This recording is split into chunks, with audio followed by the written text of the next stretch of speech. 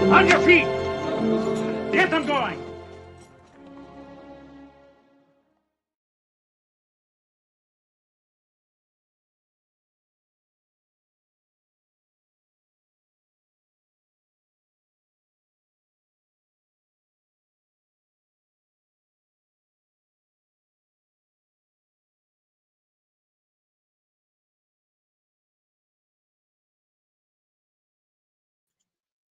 Is that working?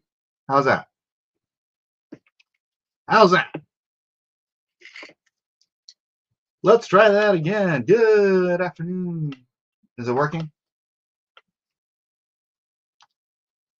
Someone has to tell me if my audio is working. Sound, yay. All right. Good afternoon, good evening, good morning, whatever the case may be. Welcome to Cross Examinations Live. I'm your host, Mike S. Miller, not a pastor, priest, rabbi, blah, blah, blah, all that stuff. I hate taking this long off of cross examinations because then I feel like, you know how it's hard to get back in the saddle again? And it's like I want to be thinking about topics before I jump into a show. But sometimes I just get I get a phone call before this, and then I got just other stuff on my mind. I wonder what it'd be like if my job was just I'm an online pastor, or I'm just an online. Oh gosh, dang it! I still have this freaking.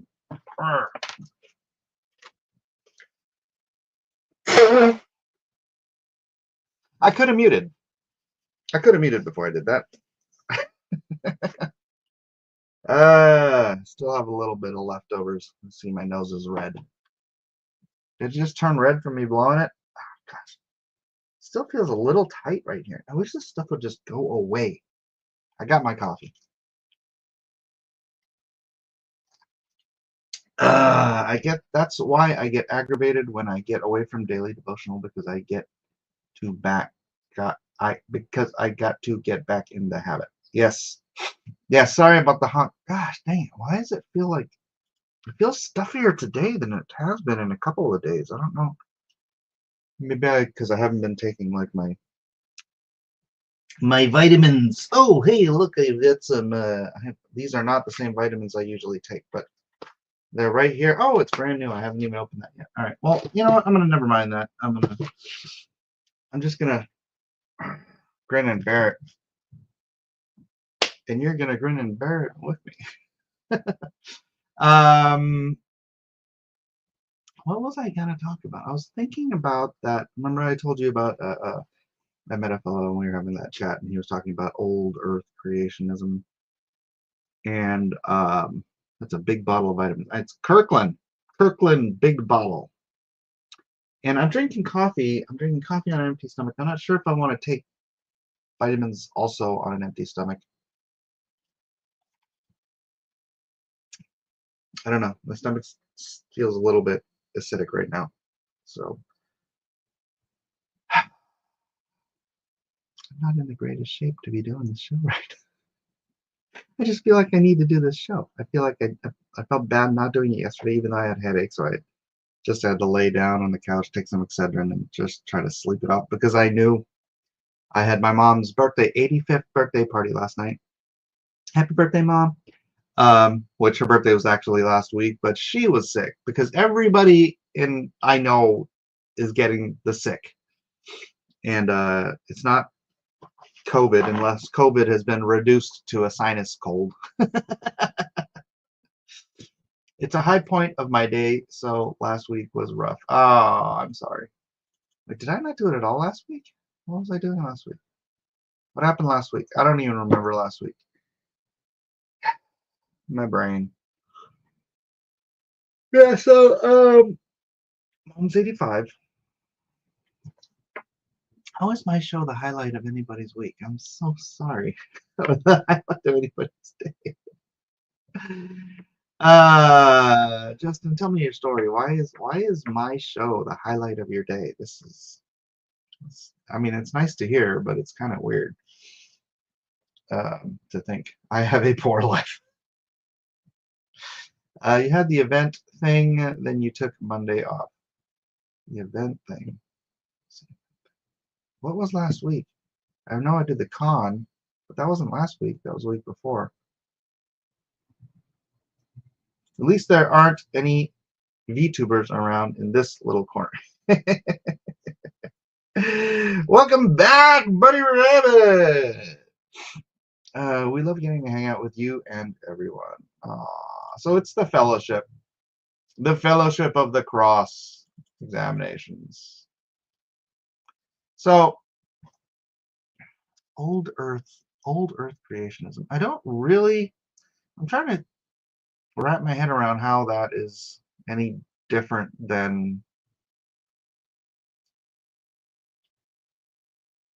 well, I guess it's different than theistic evolution. But you know what I was thinking?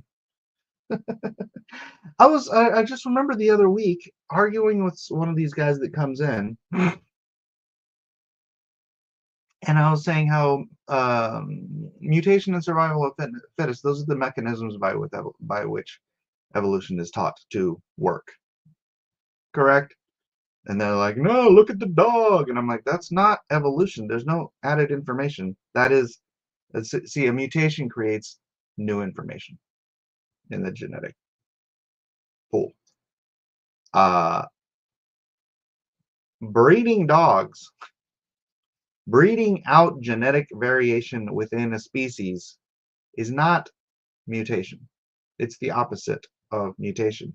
It is extracting information. And I know some people disagree with the words I'm using, but you get the basic I'm speaking so that you understand the basic information.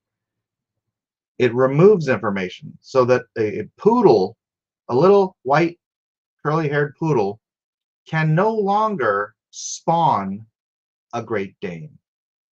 Right? A Great Dane can no longer spawn a Chihuahua. A Chihuahua can no longer spawn a Greyhound. These are genetic bottlenecks wherein we breed out the variabilities in the genetic code in order to get to a very specialized creature. This actually weakens the creature. It might specialize them for a particular task or a particular beauty desirable to its breeders, but it weakens most pedigree dogs, which is what we're talking about. We've bred out all of the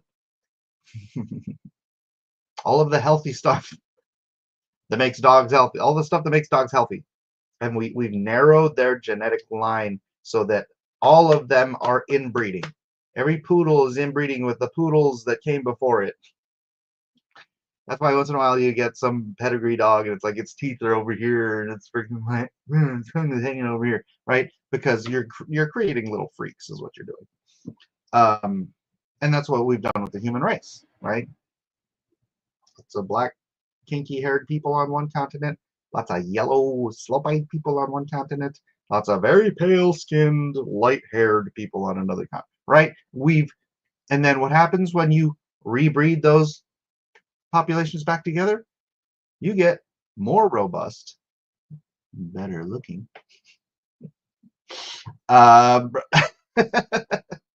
human beings, right? The mongrel human is the healthy human. Sorry, the mutt dog. A mutt dog will last you 20, 25 years. You know how long a pedigree dog? Well, actually, it depends on the dog. Some pedigree dogs, corgis, Great Danes, greyhounds, you got like 7 years.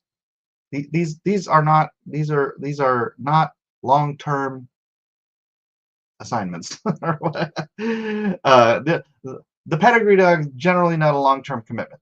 It's a yeah, they live very short lives. They're not terribly healthy creatures.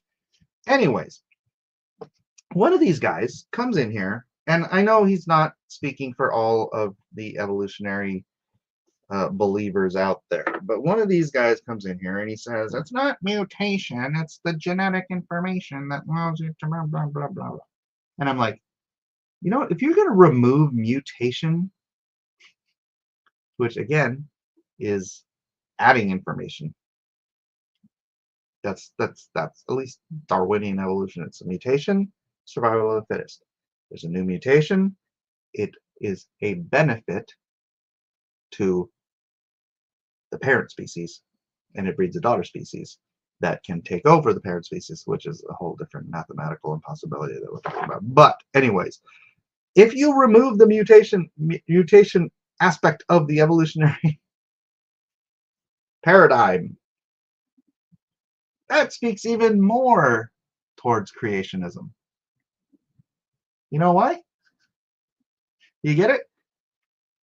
Because if you remove mutation, what you're left with is whatever your starting point was, whatever your first seed of life was, whatever your first bloom of DNA, that means that your first bloom, your first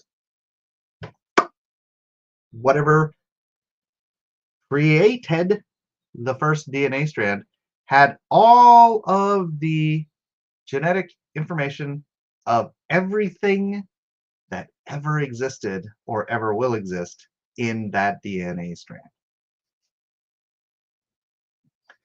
It would have been the most robust strand of DNA in history if you remove mutation from the calculation. Because up until that, I could have been a tree. I could have been a snail. I could have been a mollusk. But for the removal of all the genetic information that led me to being a human being. So I know he doesn't. I know this is kind of a canard because whoever was claiming that was obviously a little bit ignorant. But it was just dawned on me while I was in the bathroom. I was like, wait a second, if you remove mutation from the Darwinian evolutionary paradigm, you've just made a really, really strong case that the first DNA strand had to be created by a hyper-intelligent, because it would be a more complex DNA strand than the human DNA strand. It would be as complex as all the information that has ever existed in all the DNA throughout all of time and history, all in the very first seed of DNA. No one actually argues that. So if the guy was making that argument that it's not all about mutation or that mutation doesn't matter, you might want to think that through a little bit better. Anyways, and I know that's a very niche argument because I never met anybody else who made that argument. It was just, do you just remember that guy? It was like a week or two ago. He's like, you said mutation. I'm like, and I didn't really think about his argument until today. So, poor little doggies. I know. Well, this one is hitting home a bit. Had to put down our shepherd yesterday. She was up in age, 3 weeks away from 14 years. 14 years. A German shepherd. I think a German shepherd is closer to a wolf. So it's like it's less, you know what I mean? It's like a corgi. I think they had to do some significant breeding to get what's basically a midget, fat midget with this cute little collie face. Not collie face. What else has a face like a corgi?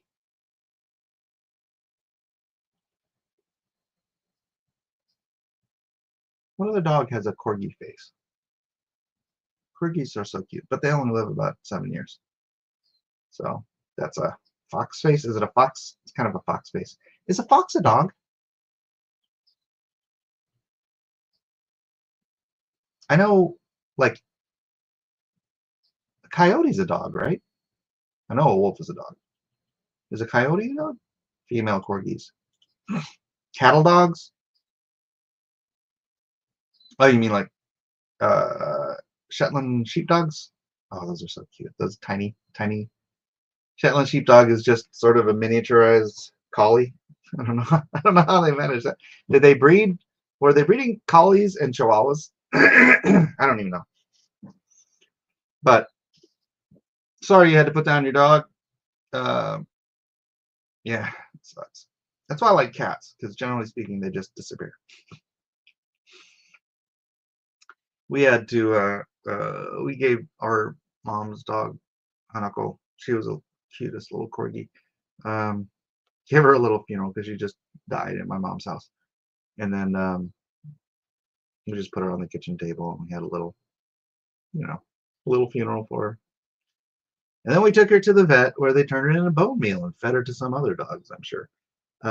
If you don't know that, if you look at your dry dog food and it says bone meal on there, that's what happens to your pets when you take them to the vet and they put them down. They get converted.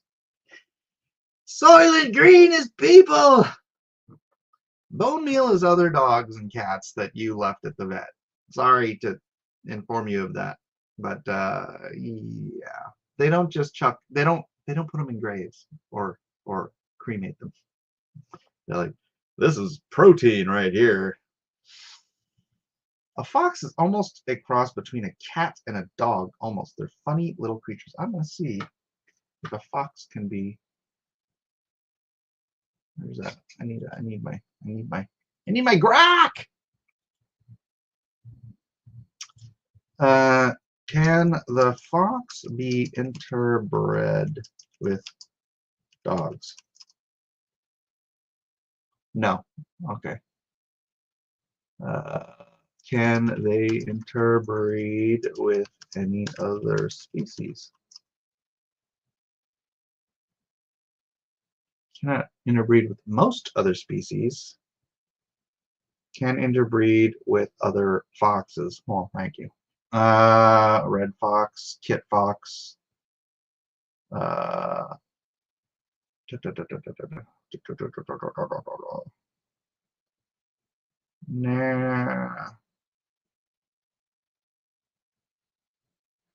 Example: gray foxes have different chromosome count.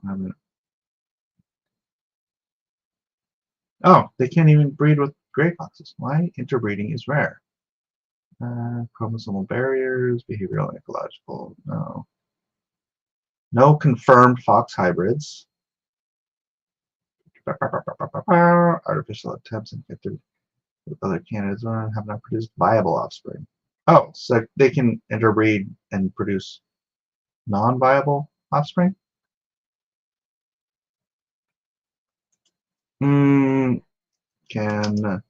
they interbreed non-viable offspring? Oh, no. Sorry, I'm just reading and I want to read everything out loud because it'll take too long.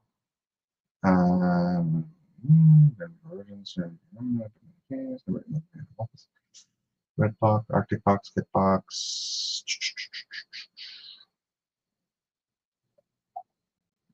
Nope. Dang, that would be so cool to interbreed a fox with like. What would be a good animal to interbreed a fox with if you could? Bone meal is also horse and cattle. Ah, well, there you go. It's a mixed bag. We do know what the, no, nope, no, Amy, please don't. You'll get that song. Feels bad, man. All right. So what is going on in the world? I haven't been keeping up on World War III. See, it doesn't happen. I just run out of time. I don't have time to deal with everything that I have to deal with. I've got multiple jobs coming up. I'm trying to keep doing whatnot stuff. Gosh, why did my face just get all red? Hello, Tanner. I have the digital NFT stuff I'm doing for Pangea, which will ultimately lead to the game. Gosh, I just feel like I have so much stuff going on right now. It's hard to just keep it all straight. If you guys could just pray for me. Pray that I get what I need to get done in a reasonable amount of time. if you would. So obviously, I need to stop wasting my time on Twitter so much. I need to get back to not wasting my time on Twitter. Mike cosplaying as an Indian for a few seconds. Oh, because my face got red. I will never stop laughing about that guy. That guy that got so butthurt about being called a redskin or being. Do you know where the term redskin came from? I've told you guys all heard this already, so I'm not going to bother with it again. But, oh my gosh! So for your energy and clarity, like legitimately, just pray that I get done what needs to get done in a reasonable time frame. Because there's a bunch of stuff that I have to get done. Other than that, you haven't really missed much. Okay, somebody give me an update. Are we done with World War III? Was that over? The 12-day war, I heard something about that. Everyone's cool now. Is everyone not cool now? Have we stopped bombing each other in the Middle East? Is this the thing? Time management, the bane of my existence. I know, I'm not good at it. I am not good at it. I'm not good at that. And I think we're done with the war, yes. Okay, good. What's next? I was talking to my nephew yesterday about all the stuff going on with the he's lived in Mexico for like 12 years and he's up here now. I doubt there will be a World War III from this. Wars and rumors of wars, they say. So we were talking about Mexico and how, I get it. I get the side of the people. It's like, oh my gosh, darn, we're just here to make a living and earn money. I know illegal. Well, I didn't know him directly, but I've talked to illegals. My brother worked with illegals, and some of these guys, they just come up here because it's, well, compared to Mexico, it's easy money. And they're hard workers, but compared to Mexico, it's easy money, right? You come up here, you can make way more money doing, obviously taking jobs from American carpenters and American everybody. People who want to take those low wage jobs and avoid going into unemployment. The illegals take all those jobs because they're illegal. And, in one sense, it makes things cheaper, it makes construction cheaper, it makes taking care of a hotel cheaper, it takes blah, blah, blah, blah, blah, restaurants, da, da, da, da, da, da, da, da. All right, you are hobbling our economy for Americans. Let's be realistic about that. But what would you do? You might do the same thing. You might take that risk, go across the border. That doesn't make it right, but if you're going to do what you can for your family, you're really going to care about America's laws. No, you're not. So it is a complex issue. It's not so black and white as this is illegal, so kick them all out. Although that does seem to be working.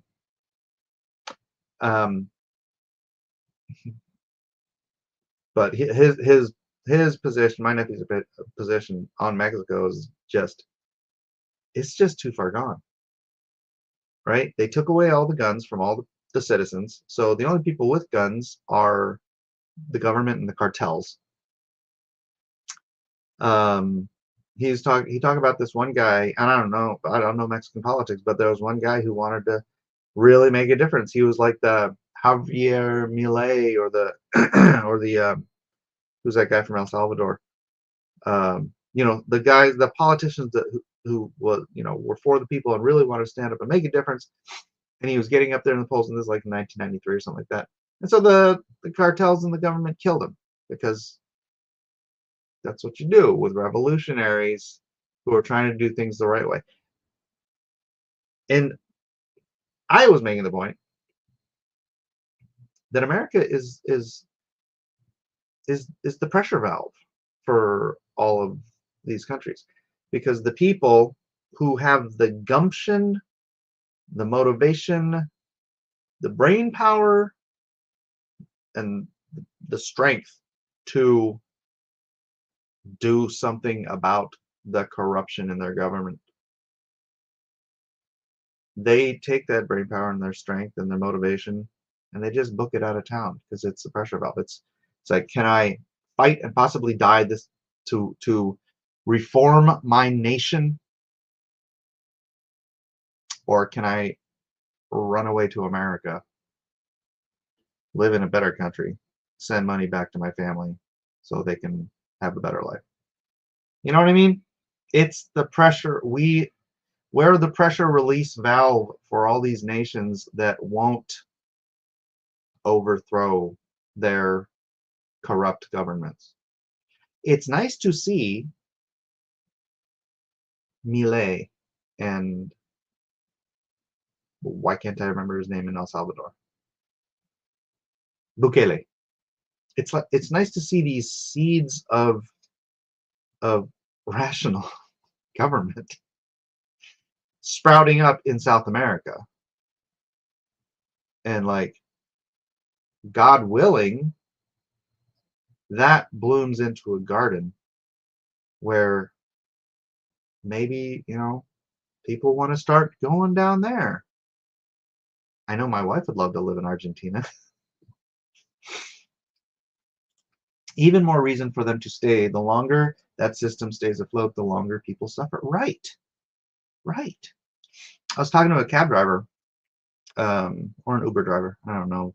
This nowadays, I don't remember which is which.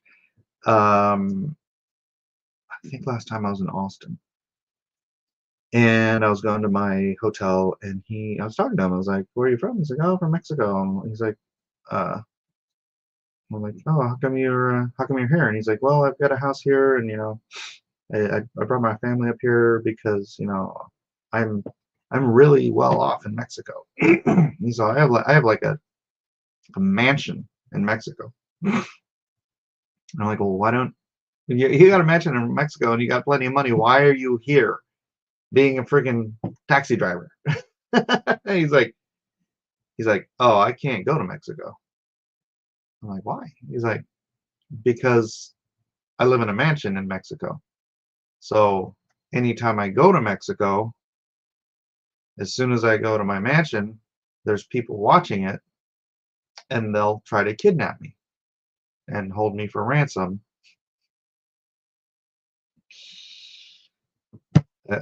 To his wife. I'm like, wow. He loves Mexico. It's just his problem with being Mexican is he's got money. It's so messed up. It's like, I can't go home. I'm too rich. I'm too rich to be rich in Mexico, but I'm too poor to be retired in America because I'm driving an Uber or a taxi or something. It's like, oh, what a world. What a bizarre world we find ourselves in. Years ago, I managed a pallet yard. I found that the 3 pallet repair guys were all illegals. At that time, I didn't even know it was an issue. They worked hard, though, in the Florida heat. Speaking of Milei, he just removed a law preventing people from owning guns. Okay, Argentina is the next America. Remember how 100 years ago, most people don't know this, before Perón came into power, Argentina was the wealthiest country in the Western Hemisphere. And then Perón came into power and gave everyone socialism, and then it turned into the absolute basket case it's been for the last 100 years. But Argentina has what it takes to be just freaking awesome, right? Owning guns, giving people the power back. That's heck. I might be streaming from Argentina soon. No way, my wife wouldn't leave now that we're squirting out grandkids. Well, we're not, but my kids. Especially in countries where the healthcare and education and pensions depend from the percentage of your wages withheld by the state to make things work. That was a mouthful. Yes, right. He has a beautiful house he can never live in. I know, right? That's like, Argentina goes back and forth. It's likely after Milei they go back to socialism. I mean, really? If it gets better, right? And they're like, oh, wow, it sucked for 100 years, but now it's really good. Let's go back to that 100-year thing. That would not be too smart. But then again, whoever said that people are smart? You'd think you just sell it and move into a more modest house. Well, the thing is, they know who he is, so they can like flag him. I don't know. They probably just know who he is. So people were saying the same about Bolsonaro. Look how that's turned out. I don't know. You have to give me the update on that or the info on that. Immigrants are in dire need of a job. So are a lot of Americans. So even if they are perfectly good people, they will always be more docile employees and accept to do the stuff the average citizen won't without proper compensation. You know what screwed all this? Minimum wage. When minimum wage was instituted, you know what you could buy? It was a quarter. It was 25 cents an hour. And you know what you could buy with a quarter around that time? You could buy a hunk of cheese, a bottle of milk, and a loaf of bread for a quarter. I did the math on this a while ago. You know what you can buy nowadays with minimum wage when it was like 15 bucks an hour? I don't know what it is now. You could buy a bottle of milk, a hunk of cheese, and a loaf of bread. Minimum wage, up until they jacked it up for, especially here in California, they jacked it up to 20 bucks an hour for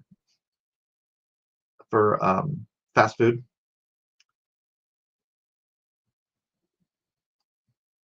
Minimum wage bought the same thing. It's like gold, right? Gold back then could buy you 1 ounce of gold could buy you essentially a really nice suit, right? Top of the line suit. Ounce of gold today, buy you a top of the line suit. The purchasing power of gold and the purchasing power of minimum wage, they've kind of remained in parity for 100 years. And then suddenly someone somewhere said, you know what we need to do? We need to make minimum wage a living wage. It was never meant to be a living wage. Cheese, bread, milk, soup for a quarter. Yeah, back when what do you call it? What? I'm gonna look it up. What year? I think it was like 19. I want to say 1923, but I'll probably be wrong.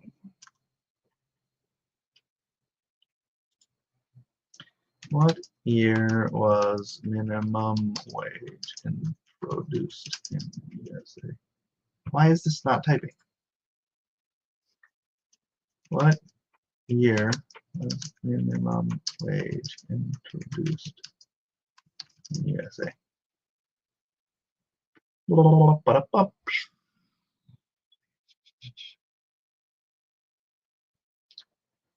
1933.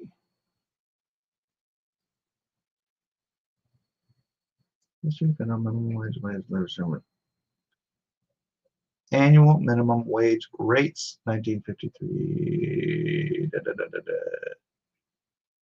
Oh, wait. The minimum wage is a new deal era of houses. Must be fair labor standards in 1938. 1938.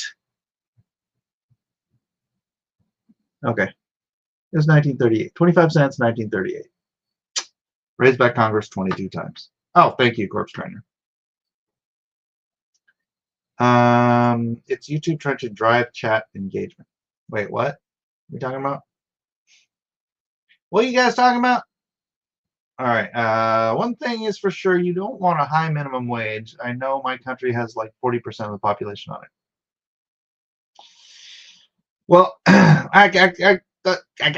was kind of the point I think. A generation or two ago, you know who was picking all those strawberries and cabbages and all that stuff? Americans.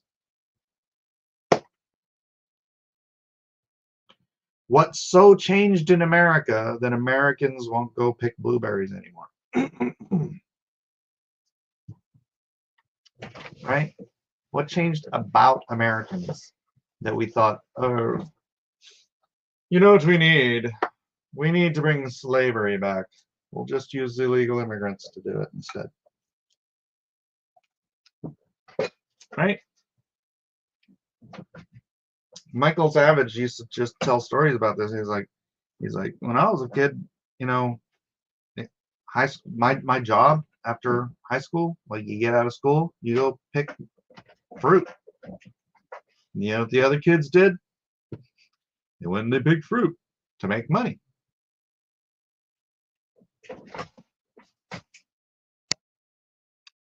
When I worked, my first job was actually a dishwasher, but for my mom, $5 an hour. Yeah. But when I then went to work at the movie theater, $4.25. That was minimum wage. $4.25 was not meant to be a living wage. It was meant for high school kids or, you know, old folks who just were bored, didn't want to sit at home after they were tired and do nothing. It's supposed to be entry-level jobs. How can you have an entry-level job when everybody's rate is a living wage? $20 to flip burgers. $20 an hour.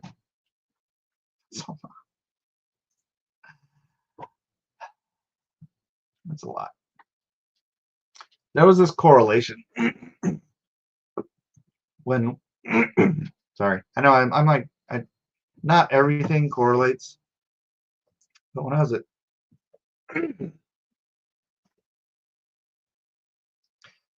when minimum wage is $4.25 an hour, movie tickets were just about that much. Movie ticket prices somehow correlated with minimum wage for a long time. And when I was a kid, I thought, you know what? I worked for an hour to make enough money to go watch a movie and be entertained for 2 hours. I thought that kind of made sense. But, you know, I was living at my mom's house, so I didn't, you're not supposed to be paying rent on minimum wage. It's like, there's so many kids today, they don't even bother having jobs. I lived in a Mexican place with a mansion behind us. The man's bedroom was on the second floor of a separate building. There was a chair outside his bedroom door with a guard 24/7. With a guard sitting in the chair, armed no less, and guns are illegal in Mexico. Well, that guy was in the cartel, honey. I don't know if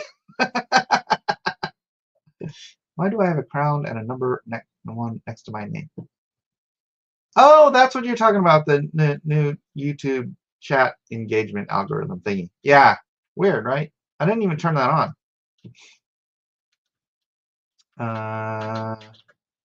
Joe says, Mike, if you really look into when all this crazy inflation took place and the steadily abolishment of labor rights, you will notice that it's 1991. What happened in 1991, Mike? Berlin Wall fell. USSR collapsed. Or not collapsed, but USSR broke up.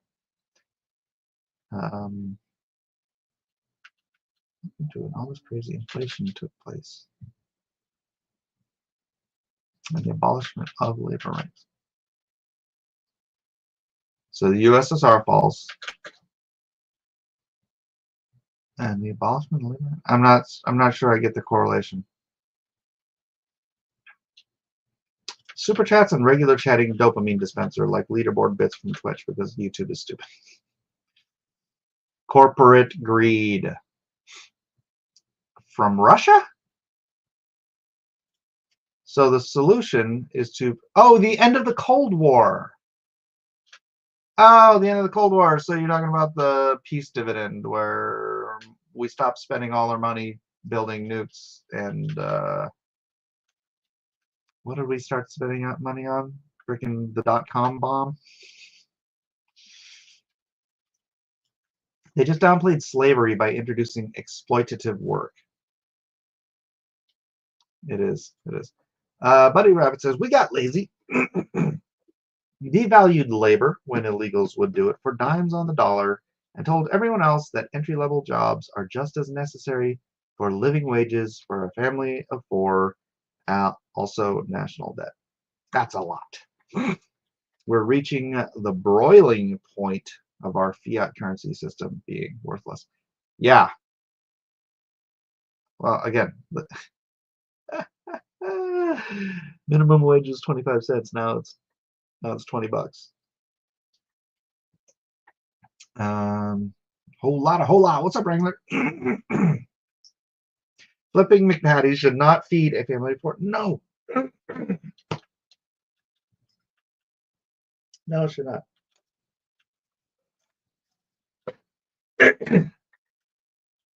100%. Mike, the dude was in the cartel. It's funny about the cartel. There's a lot of cartel heads that live in San Diego. Because it's super close to Mexico, and they know they're not safe in Mexico. So they live here. There's like one city in Mexico that's like a truce zone. It's called Murata. It's like the safest city in Mexico for everybody because cartels aren't allowed to kill each other there. It's like a sanctuary city for human traffickers and drug dealers. Guns are legal in Mexico for law-abiding citizens. Right. And I'm going to guess if you're not in a cartel and you're not part of the government and you own a gun, just to protect yourself, they'll probably kill you and take your gun. Neither should bussing tables. Correct. That's what I was. I was a bus boy and a dishwasher. Actually, no. I don't think I bussed. Just washed dishes. And you know what's funny? I really liked it. I liked washing dishes at my mom's restaurant. It was like that. It's like a fire hose. You spray all the crap off the dishes with this like fire hose level of faucet thing, and then you just put it in a steamer to because it steams all the whatever away. But the hose takes all the food off, and then steamer kills any bacteria or anything like that. And it was, I don't know, I was 16, 17 years old. I enjoyed it. Used to pull tobacco, pick vegetables. It was side work. I had a full-time job at a grocery store. I was in high school at the time. I picked cherries for a while, but I was told I was worse. I was worse than the birds. Aw. Correct. The USSR collapsed. The ideological pole was gone, so they don't need to pander us, Mike. Neoliberals. Oh, I see. It's like Comicsgate.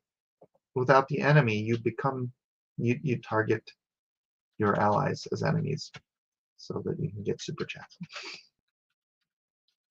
I mean, it's not a direct correlation. Is it wrong for people to provide a home for themselves if they do simple work? Is a company running on entry-level positions being filled by people who don't need money really wise? Is a company running on entry-level positions being filled by people who don't need money really wise? Well, here's the thing. The job market requires entry-level work. Entry-level work should not be paid journeyman-level wages. That's as simple as it is. You hire somebody with no skills or expertise and no record of being a good employee, and you pay them dirt, right? And then they get the expertise and or maybe you don't get a lot of expertise at a thing, but you get the resume You say, oh, look, you worked at this place for a year. Well, let me call your employer. The employer says, oh, yes, they're judicious, they're intelligent, they always got to work on time. Bam, this guy's a good employee. I will now hire him at a higher wage for a more responsible job, utilizing whatever skills he has, or teaching him new skills because I know he's a good employee, so he'll be able to learn and grow, blah, blah, blah.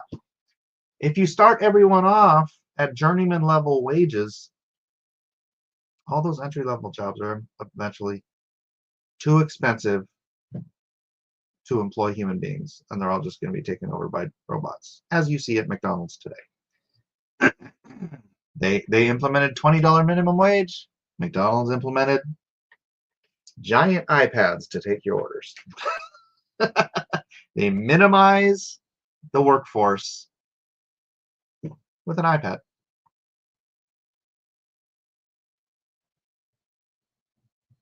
The job's not worth, the juice ain't worth the squeeze. The job's not worth the money the government is forcing employers to pay. I mean, we should still be in a one-income economy. We can't be, because half of the workforce is women. When you, this is a very difficult math equation for some people to figure out. But there's this thing called supply and demand, right? Supply and demand. So if you have say you have twice as many apples, you have to sell them for half the price if the demand doesn't increase to match your supply. Now, what if you have a supply of 100 million workers, right? And you have a demand for 100 million workers. And then suddenly you go, you know what we should do? We should have 200 million workers. But you really only have demand for 100 million workers. That means the wages for the 200 million workers gets cut in half to match the demand. This is what happens when you double the employment field by encouraging women to get jobs. They are now competing with all the men who had the jobs. You have twice as many workers, you get half the rate. You get half the rate, you need two people to pay for the same amount of stuff you need to live. The budget. Your budget doesn't change, but your pay gets cut in half. Therefore, you need two people, unless the one person makes an extraordinary amount, or enough money that he can pay the two people worth of work. We call these upper middle class people because they can fund the whole budget all by themselves. It's just very, very simple math that nobody seems to wrap their head around. My neighbor's father in the 80s used to work in a pasta production company as a truck driver. He managed to feed his wife and two children. Today, he would not be able to keep up with his own bills. God bless you. Right.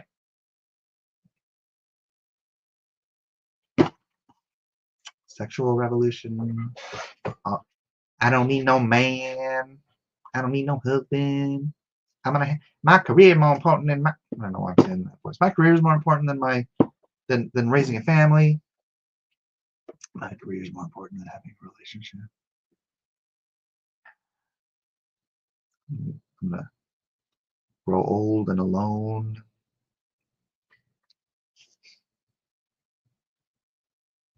That's why it takes so much. That's why it takes two incomes.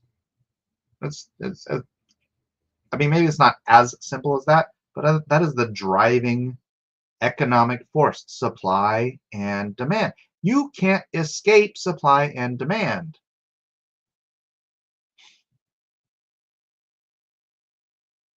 Isn't Merida where Ethan Ralph ran off to? I don't know. Trying to pay too much attention to that side of the net. Oh, okay. I love cherries, so I probably ate as much as I could. The USSR was not good enough for the people living within. But it was the main reason why the rest of us in the Western world enjoyed things like good salaries, vacations, and health care. What, like labor? You're talking about labor union stuff. Made more money in the field than at the grocery store. No insurance, but also no taxes. Nice. Our overlords just had to keep us happy enough. I am back. What did I lose? You lost your mind, Bruno. Edwin says good afternoon, everyone. Ahoy, Edwin. Double the workforce, half the value. Exactly. Thomas Sowell said it best. The real minimum wage is 0. Right. Right.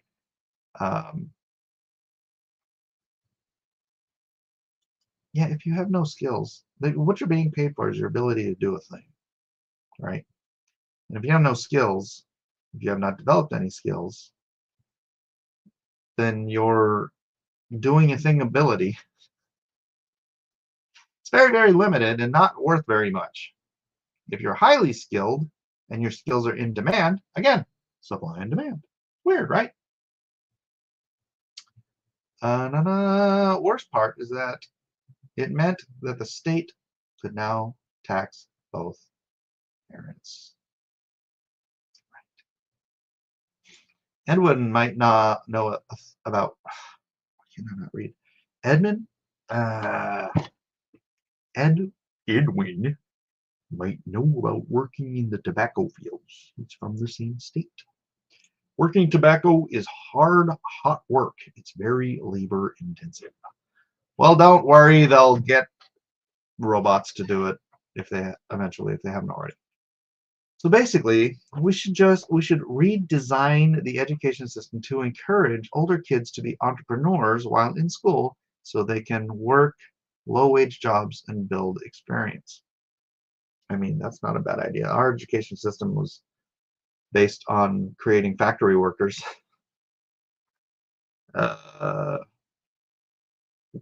So then have the workforce to stabilize the economy.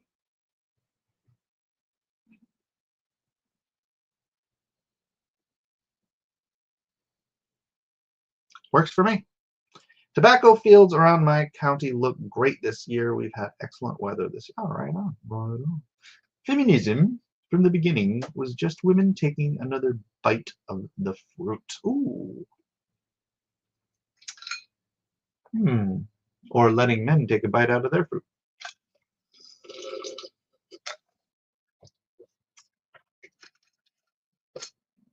Yeah, I was watching that Candace Owens versus 20 feminist thing. I haven't finished watching it, but yeah. It's so funny.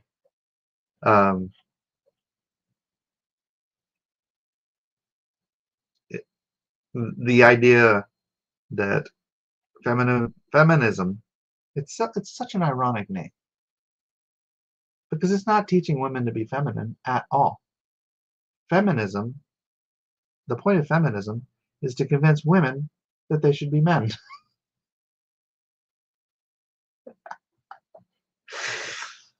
The irony of calling it feminism.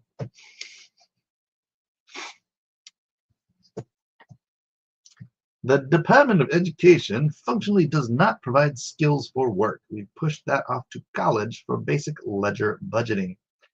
And even in the case of college,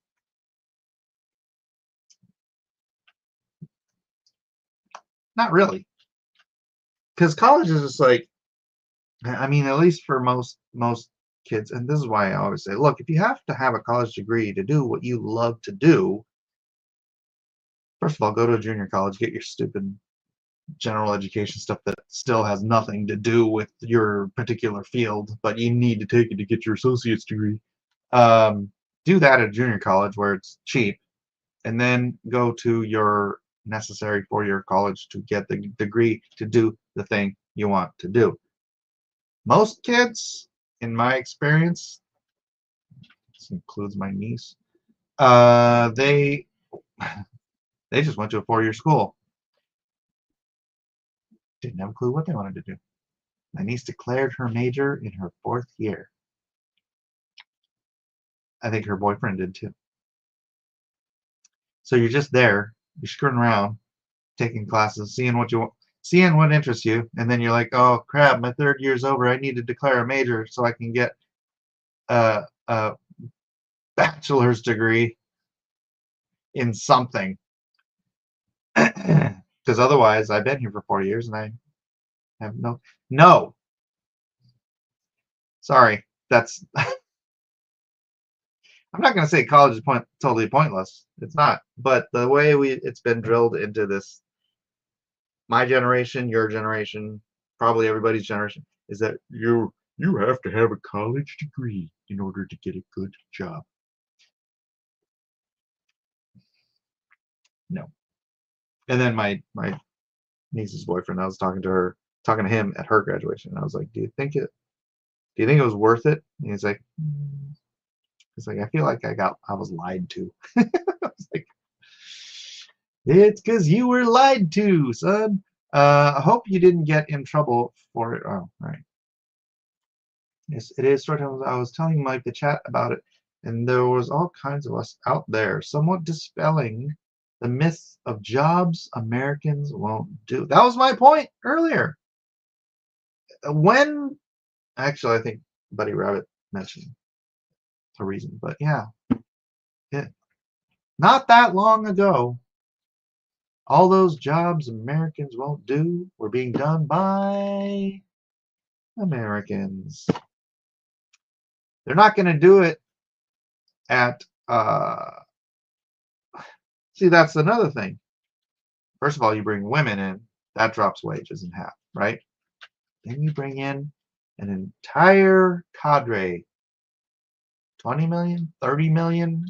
What is 10% of our freaking population is low skilled, underpaid labor? How's that helping?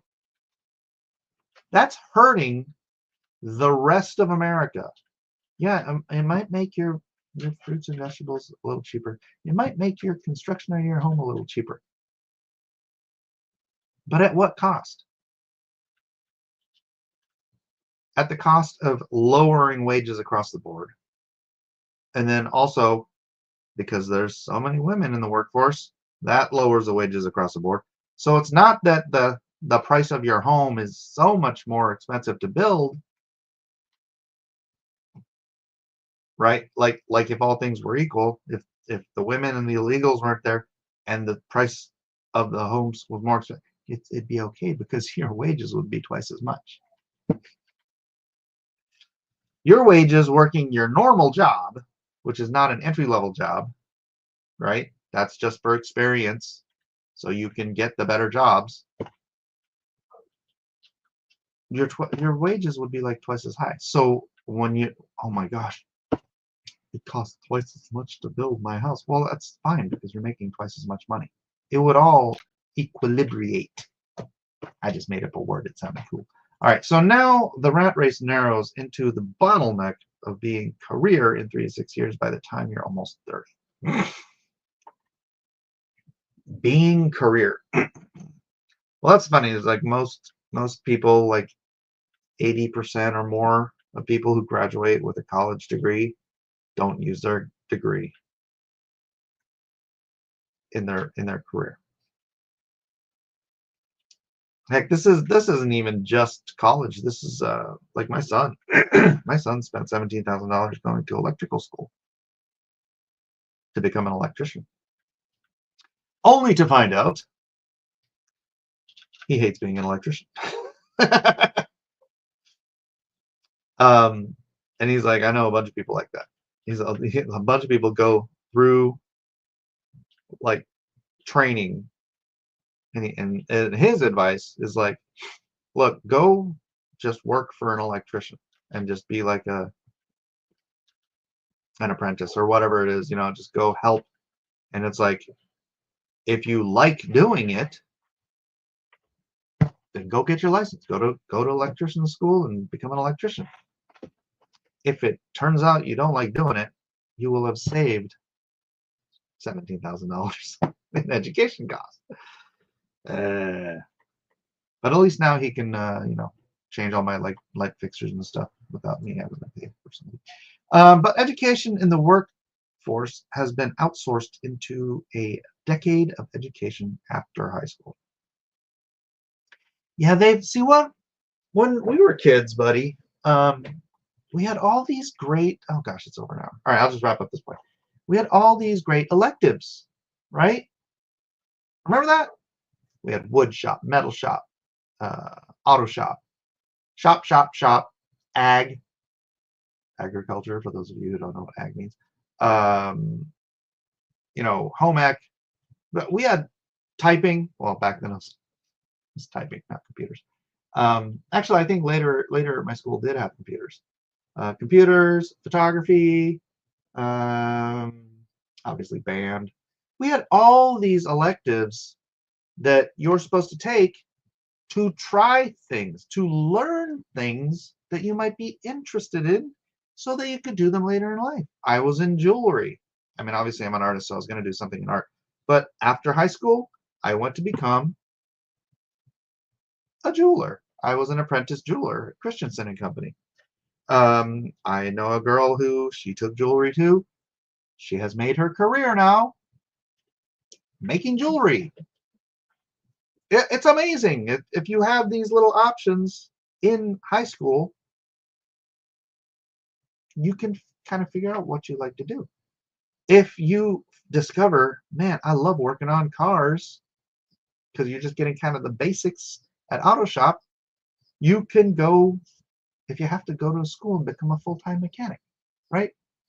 These are the options they used to do. And I don't think they have any of that stuff now. And it's not like they don't have the budget for it. You know how much money these schools get? It's insane.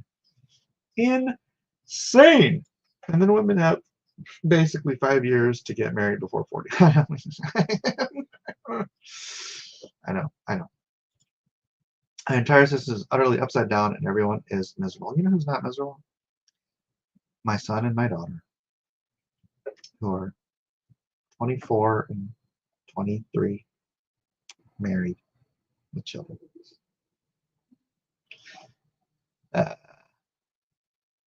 It's amazing, right? Because like the best thing in life is kids.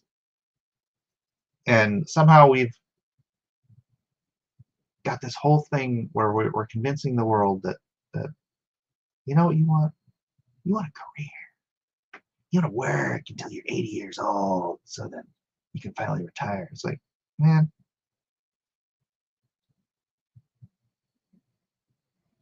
I know most guys don't want to do that. I mean, I know guys are like sort of driven to work. But how do you convince women? How do you convince women that, you know what you should do? You should go work a slave wage job until you're dead. Because that's much more fulfilling than creating life and having beautiful children and watching them grow and become teenagers. And then growing up into their own people. I feel so fulfilled when my son moved out, right? I didn't kick him out. I didn't have to kick him out because I made a deal with him when he turned 18. I said, all right, you can either move out, you can, keep going to school if you want, if there's something you want to do and you can keep going to school, or you can start paying rent in the form of investing $500 a month in crypto.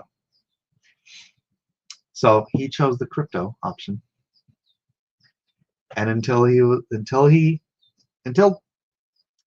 months before he got married, he lived in the same room he's lived in since 2005. It was good. It's good. Good stuff. Good stuff. All right. Anyways, time's up. I got a lot of stuff to do. Hop on in the Discord if you want to continue the chat. But yeah, it worked out really well for him. So if only everyone would follow my advice. Anyways, thanks everybody. God bless you. We'll see you on the next exciting episode of Cross Examinations.